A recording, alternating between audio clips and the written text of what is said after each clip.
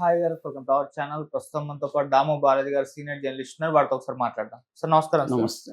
Sir మొన్న Delhi high court judge ఇంట్లో కట్టలుగా నోట్ల కట్టలన్నీ దొరికాయి కదా సార్. దేశవ్యాప్తంగా కూడా సంచలనంగా మారింది.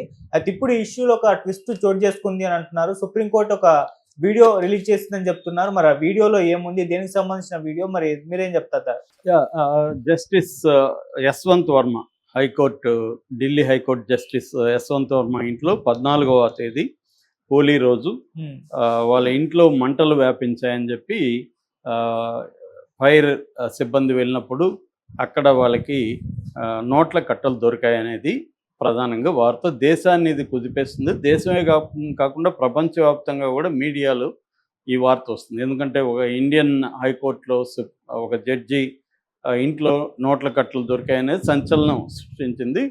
అయితే ఇప్పుడు దీంట్లో ఇంకొన్ని పరిణామాలు చేసుకున్నాయి. సుప్రీంకోర్టు తన వెబ్సైట్లో ఒక ఫైల్ పెట్టింది. అందులో వీడియోస్, కొంత ఫొటోస్ ఉన్నాయి. దాని తర్వాత ఢిల్లీ హైకోర్టు చీఫ్ జస్టిస్ ఇచ్చిన నివేదిక కూడా దాంట్లో ఉంది. సో అట్లాగే జస్టిస్ యశ్వంత్ వర్మ కూడా దీని మీద ఒక 5 పేజీల నోట్ రిలీజ్ చేశాడు. సో ఈ విషయాల మీద మనం మాట్లాడదాం. సో సుప్రీంకోర్టు ఆ వీడియోలో ఏముంది అంటే, ఆ వీడియోలో ఏముందంటే డబ్బుల నోట్ల కట్టలు కాలిపోయిన విజువల్స్ ఉన్నాయి. అంటే కాలిపోయినాయి కొంత. ఆ కాలిపోయిన విజువల్స్ అందులో ఉన్నాయి. ఒక అగ్నిమాపక సిబ్బంది ఒక వ్యక్తి బూట్లు వేసుకొని కనిపిస్తున్నాడు. అంటే మొత్తం కాదు, ఆ కాళ్ళ వరకు ఉంది. ఒక సెల్ ఫోన్తో ఒకరు తీస్తున్నట్టుంది. అక్కడ లైట్ కూడా సెల్ ఫోన్ లైట్లోనే తీస్తున్నట్టుంది. లైట్లు కూడా ఏం లేవు. సో ఇది అక్కడ ఉంది. అట్లాగే సుప్రీంకోర్టు ఏం చెప్పిందంటే, దీని మీద మేము మార్చి 21 అండ్ మార్చి 24 కొలీజియం అంటే సుప్రీంకోర్టులో కొలీజియం అని ఒకటి ఉంటుంది. దీంట్లో 5 మంది సుప్రీంకోర్టు జడ్జెస్ ఉంటారు. చీఫ్ జస్టిస్ సంజీవ్ ఖన్నా, తర్వాత BR Gavai, Suryakant, justice Rushikesh Roy, justice Abhay Okla, వీళ్ళు అభయ్ ఓకా, వీళ్ళు 5 మంది కలిసిన ఒక కొలీజియం అంటారు. ఈ కొలీజియం ఏం చేస్తుందంటే, సుప్రీంకోర్టులో కాకపోతే మిగతా కోర్టుల అపాయింట్మెంట్లన్నీ వీళ్ళే డిసైడ్ చేస్తారు. జడ్జిల్ని ప్రమోషన్లు వీళ్ళే డిసైడ్ చేస్తారు. ఏదైనా ఆరోపణలు వచ్చినా వీళ్ళే డిసైడ్ చేస్తారు. సో మామూలుగా సుప్రీంకోర్టు కానీ హైకోర్టు కానీ జడ్జిల మీద కేసు పెట్టడానికి లేదు.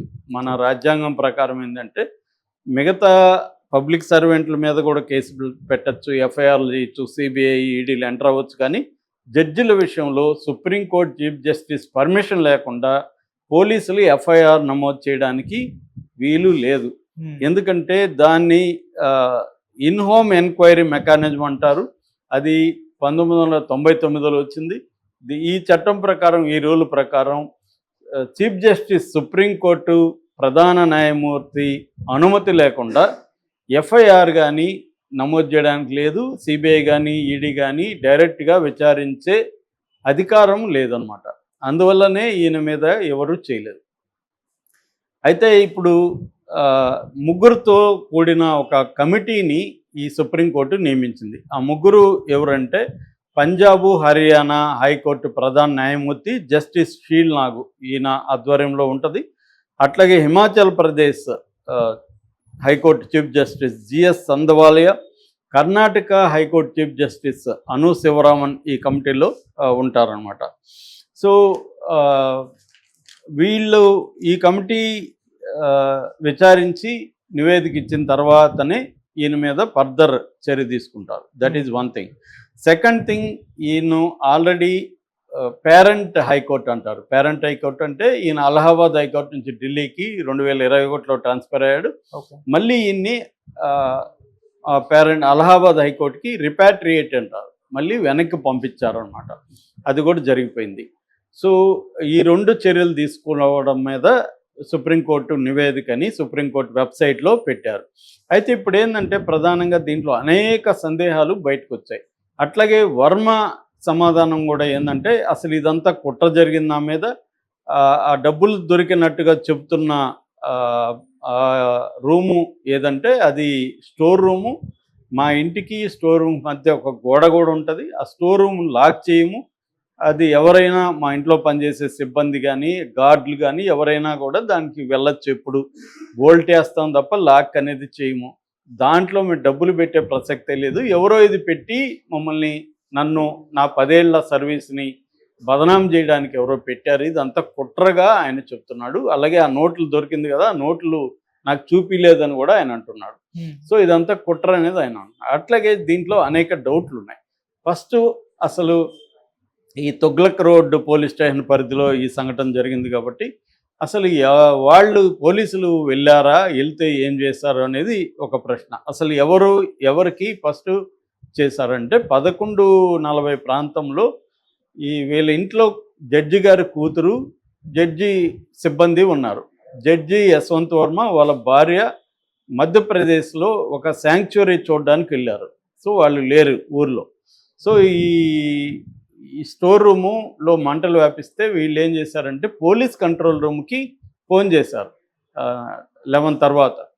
వాళ్ళు ఏం చేశారు, పోలీస్ కంట్రోల్ రూమ్ వాళ్ళు ఇమీడియట్గా లోకల్ పోలీస్ స్టేషన్ వాళ్ళకి ఫోన్ చేశారు, తుగ్లక్ రోడ్ పోలీస్ స్టేషన్కి. అట్లాగే ఫైర్ డిపార్ట్మెంట్కి ఫోన్ చేశారు. సో ఫస్ట్ ఎవరు వచ్చారు ఆడికి, పోలీసులు వచ్చారా ఫైర్ డిపార్ట్మెంట్ వచ్చారా అనే దాంట్లో క్లారిటీ లేదు ఇప్పటికి కూడా. ఎవరు వచ్చారో ఫస్ట్ లేదు. మామూలుగా పోలీసులు వస్తే ఒకవేళ జడ్జిలే కావచ్చు, జడ్జి మీద వాళ్ళు ఎఫ్ఐఆర్ నమోదు చేయకపోవచ్చు, కానీ వాళ్ళ ప్రొసీజర్ ఏంటి, బయలుదేరేటప్పుడే అక్కడ జనరల్ డైరీ అని ఉంటుంది ప్రతి పోలీస్ స్టేషన్లో. దాంట్లో రాయాలి ఏ పని మీద ఎక్కడికి వెళ్తున్నామని. రాశారా లేదా అనేది ఒకటి, వచ్చినాకైనా రాశారా లేదా అనేది తేలలేదు. రెండోది ఇలాగ డబ్బులు 15 కోట్లు అంటున్నారు. 15 కోట్లు 500 నోట్లు. 15 కోట్లు 500 నోట్ అంటే చాట్‌జీపీటీని అడిగితే ఎంత బరువు ఉంటుందని, ఒక నోటు 1 గ్రామ్ ఉంటుందని చాట్‌జీపీటీ చెప్పింది. అలాగా 20,000 నోట్లు ₹1,00,00,000 ఉంటే ₹1,00,00,000 20 కేజీలు తూగుతుంది 500 నోట్లు. అట్లాగే 15 ఇది కాబట్టి 15 × 20 300 కేజీలు మొత్తం ఈ 15 కోట్ల డబ్బులు. అంటే 300 కేజీలు అంటే 3 బస్తాల్లో పెట్టారనేది ఇప్పుడు అంటున్నారు. ఓకే. సో ఈ డబ్బు ఉన్నప్పుడు ఆ డబ్బు కొద్దిగా కాలిపోయినప్పుడు పోలీసులు ఏం చేయాలి, పంచనామా చేయాలి. అంటే ఈ డబ్బులు ఇక్కడ దొరికిందని ఇండిపెండెంట్ సాక్షుల మధ్యలో వాళ్ళు నమోదు చేయాలి. అట్లాగే దాన్ని సీజర్ అంటారు, దాన్ని హ్యాండ్ ఓవర్ చేసుకోవాలి. దాని తర్వాత జనరల్ డైరీలో డీటెయిల్గా రాయాలి. రాసిన తర్వాత తమ పై అధికారులకు తెలపాలి. ఈ ప్రొసీజర్ ఫాలో అయ్యారా లేదా పోలీసులు అనేది డౌట్. ఇప్పటివరకు అదేమి తెలియట్లేదు. ఆ తర్వాత ఏమైంది, ఇది జరిగింది ఇప్పుడు 14th నైట్ 11:43 వాళ్ళు చెప్తున్నది జరిగితే, Delhi city commissioner, Delhi high court chief justice Devendra Kumar ఉపాధ్యాయకి ఎప్పుడు ఫోన్ చేశాడు, 15వ తారీఖు సాయంత్రం ఫోన్ చేశాడు. అంటే 17 గంటల గ్యాప్ ఎందుకు ఉంది అనేది ఒక డౌట్. ఎందుకు ఇన్ఫామ్ చేయలేదు?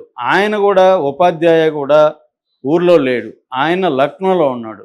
సో ఆయనకి ఈవినింగ్ ఎప్పుడో ఫోన్ చేశాడు. ఆయన మరుసటి రోజు ఆయన ఏం చేశాడు, రిజిస్ట్రార్ని వాళ్ళని పంపించాడు.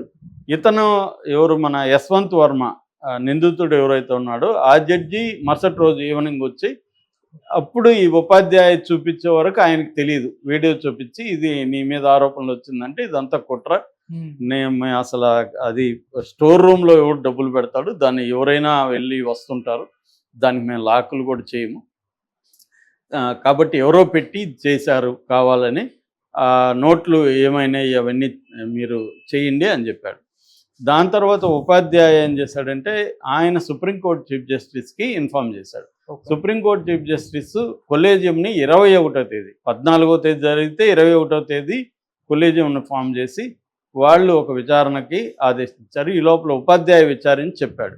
ఉపాధ్యాయ రిపోర్ట్లో కానీ పోలీస్ కమిషనర్ రిపోర్ట్లో కానీ ఏముందంటే అది ఎప్పుడు లాక్ చేసే ఉంటుందని వాళ్ళు చెప్తున్నారు. దీంట్లో ఈయనేమో లాక్ చేయరని జస్టిస్ వర్మ చెప్తున్నాడు, అది స్టోర్ రూమ్ అని. ఇక్కడ ఇబ్బందులు ఉన్నాయి. అట్లాగే ఫైర్ డిపార్ట్మెంటు ఐజీ ఆయన స్టేట్మెంట్ ఏమి ఇచ్చాడంటే అసలు డబ్బులే దొరకలేదని స్టేట్మెంట్ ఇచ్చినట్టుగా పీటీఐలో వచ్చింది. మళ్ళీ మరుసటి రోజు ఆయన వాళ్ళు అలా చెప్పలే, నేను వాళ్ళకి అలా చెప్పలేదు, డబ్బులు దొరికిందని మళ్ళీ ఆయన స్టేట్మెంట్ ఇచ్చాడు. సో ఇది ఒక పక్క. రెండవది అసలు మామూలు వాళ్ళకి ఒక న్యాయం, జడ్జిలకి ఒక న్యాయం ఎందుకు ఉంటుంది? ఈ పాటికైతే మామూలు వాళ్ళ ఇంట్లో 15 కోట్లు దొరుకుంటే, ఏ ఐఏఎస్ ఆఫీసర్ కానీ లేకపోతే ఇది రాజకీయ నాయకుల ఇంట్లో దొరుకుంటే ఈ పాటికి ఈడీ రంగంలోకి దిగేది, సిబిఐ దిగేది, ఐటీ డిపార్ట్మెంట్లు దిగేవాళ్ళు, రకరకాల వాళ్ళు వచ్చేసేవాళ్ళు కదా, పోలీస్ కేసు అయ్యేది కదా. జడ్జి గారి గురించి మాత్రం ఎందుకు జరగట్లేదు? అసలు ఇంత ఆలస్యం ఎందుకు జరుగుతుంది? పబ్లిక్ ఎందుకు అన్ని విషయాలు చెప్పట్లేదు అన్న డౌట్లు అనేకం వస్తున్నాయన్నమాట. ఇది తేల్చాల్సింది. మామూలుగా అయితే ప్రొసీజర్ ప్రకారం, రూల్ ప్రకారం అయితే నేను ఇందాక చెప్పినట్టుగా సుప్రీంకోర్టు కొలీజియము విచారణకు ఆదేశిస్తుంది. ఆ విచారణలో ఒకవేళ ఈయన అనుమానితుడుగా తేలినా, దోషిగా తేలినా ఈయన రిజైన్ చేయమని చెప్తారు. ఈయన రిజైన్ చేస్తే ఓకే, రిజైన్ చేయకపోతే అప్పుడు సుప్రీంకోర్టు కొలీజియం ఏం చేస్తుందంటే ఇండియన్ గవర్నమెంట్, సెంట్రల్ గవర్నమెంట్కి రికమెండ్ చేస్తుంది ఈయన మీద చర్యలు తీసుకోమని. అప్పుడు ఒక చట్టం ఉంది సపరేట్గా, జడ్జెస్ యాక్ట్ అంటారు. జడ్జెస్ ఎంక్వైరీ యాక్ట్ అనేది 1968 చట్టం ఉంది. అప్పుడు హైకోర్టు, మన గవర్నమెంట్ ఏం చేస్తుందంటే పార్లమెంట్ కమిటీ ద్వారా పార్లమెంట్లో ప్రవేశపెడుతుంది. లోక్సభలో మినిమం 100 మంది ఉండాలి ప్రవేశపెట్టాలంటే, పెట్టే సంతకాలు చేయాలి. 100 మంది చేస్తేనే ప్రవేశపెట్టచ్చు. రాజ్యసభలో 50 మంది సంతకాలు చేయాలి. ఈ 2 సభల్లో మెజారిటీ ఉండాలి. స్పెషల్ మెజారిటీ ఉంటేనే ఈయన మీద చర్య తీసుకోవచ్చు. ఇప్పటి వరకు ఇండియన్ హిస్టరీలో ఒకరి రామస్వామి మీద చర్య తీసుకోవాలనుకున్నారు 90స్లో, అది చేయలేదు. ఇప్పటి వరకు ఏ జడ్జి మీద కూడా పార్లమెంట్లో ఇంపీచ్మెంట్ మోషన్ అనేది పెట్టి జరగలేదు. సో ఇది జరుగుతుందా లేదా ఈయన మీద? సుప్రీంకోర్టు వ్యవహారం మీద కూడా సీనియర్ జడ్జెస్, అంటే రిటైర్డ్ అయిన సీనియర్ జడ్జెస్ కానీ ఇప్పుడున్న సీనియర్ అడ్వకేట్లు కానీ చాలా అసంతృప్తి ఎక్స్ప్రెస్ చేస్తున్నారు. అంటే ఒక ట్రాన్స్పరెన్సీ లేదు. ఈ డబ్బులు నిజంగానే వచ్చాయా లేదా, ఒకవేళ అది ఫేక్ కరెన్సీ, రియల్ కరెన్సీ, తర్వాత వచ్చుంటే ఏ కేసులో ఈయనకి ఏమైనా అడ్వాన్స్ ఇచ్చారా, లంచం ఇచ్చారా? ఎందుకంటే ఆయన ఐటీ కేసులు, సేల్స్ ట్యాక్స్ కేసులు, జిఎస్టీ కేసులు ఎక్కువ చూస్తున్నట్టుగా చెప్తున్నారు.